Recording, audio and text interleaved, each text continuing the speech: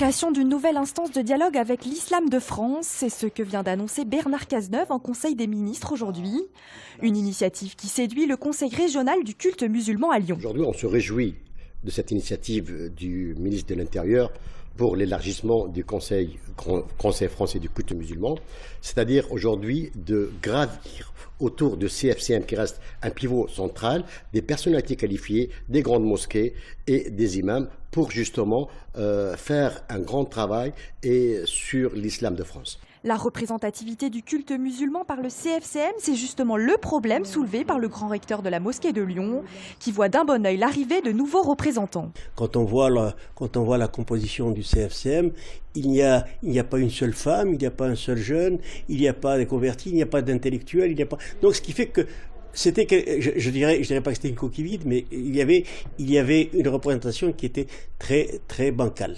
Lors de ce Conseil des ministres, Bernard Cazeneuve a également annoncé la mise en place de nouvelles mesures de sécurité aux abords des lieux de culte musulmans, notamment avec l'installation de caméras de vidéosurveillance. Le ministre souhaite également favoriser la formation des imams, notamment sur une meilleure connaissance des règles de la République. Vous voulez un Charlie? Oui, je prends. Allez, un Charlie. 3 €, s'il vous plaît. Charlie Hebdo est de retour dans les kiosques. 7 semaines après les attentats qui ont notamment visé sa rédaction, l'hebdomadaire satirique sortait ce matin une nouvelle édition tirée à 2,5 millions d'exemplaires. Après la ruée sur le numéro sorti quelques jours après l'attaque, les lecteurs ont encore répondu présent chez ce marchand de journaux du 8e arrondissement. Moi je suis Charlie, donc j'ai pas voulu m'abonner, mais en fait je suis pour Charlie. Donc pour moi c'est important de l'acheter. Il faut continuer absolument, quoi. Il faut absolument ne pas avoir la peur et continuer. Et là, de le retrouver, bon, je vais le découvrir aujourd'hui avec d'autres dessinateurs. Pour nous, c'est très important. Ici, 50 exemplaires ont été livrés, pas de commande ni de queue devant la boutique dès 6 h du matin. La vente de Charlie Hebdo a été plus calme qu'il y a un mois. Moins laborieux, il y avait un peu moins de monde sur le trottoir ce matin et voilà, et on en a reçu davantage que le dernier Charlie là. Il a pu répondre jusqu'à maintenant aux demandes. Voilà.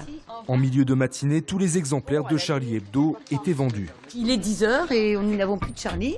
Il va certainement y avoir des demandes qui ne vont pas être honorées dès maintenant, mais on espère peut-être en recevoir dans les prochains jours, on verra.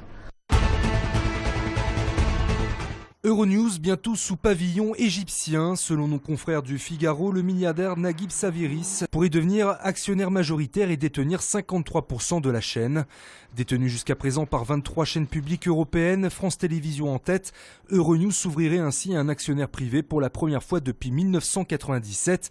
Une petite révolution pour la chaîne qui emploie 350 journalistes diffusés dans 150 pays et devrait déménager dans le quartier de Confluence à l'été 2015.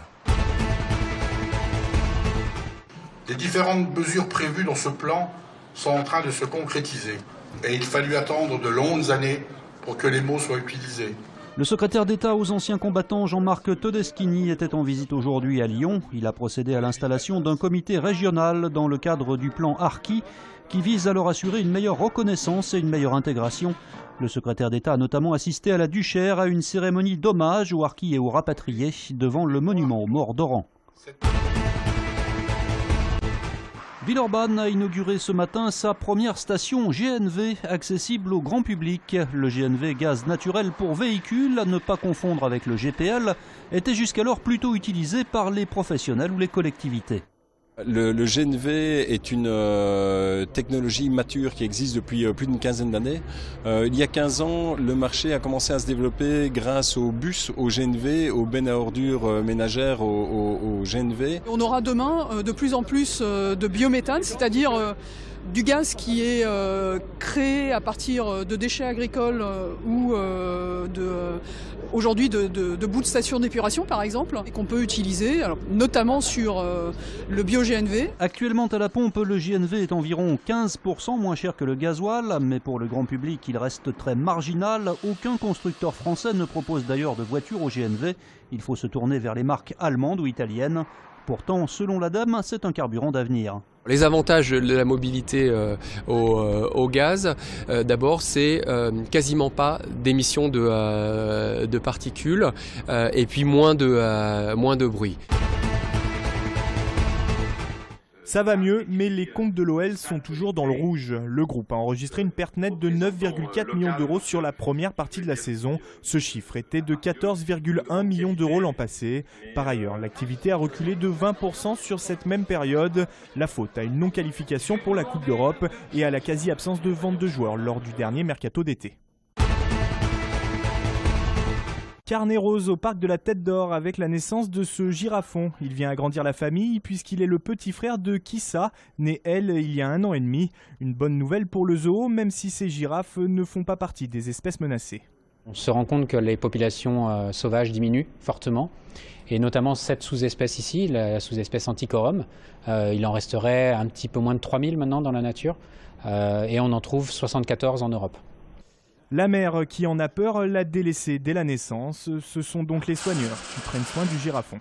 Donc nous on est contre le biberonnage pour le bien de l'animal avant tout. Donc le but c'est de lui donner du lait reconstitué dans un abreuvoir en fait. Et donc il a appris très rapidement à aller à l'abreuvoir et donc ne pas avoir de contact avec nous.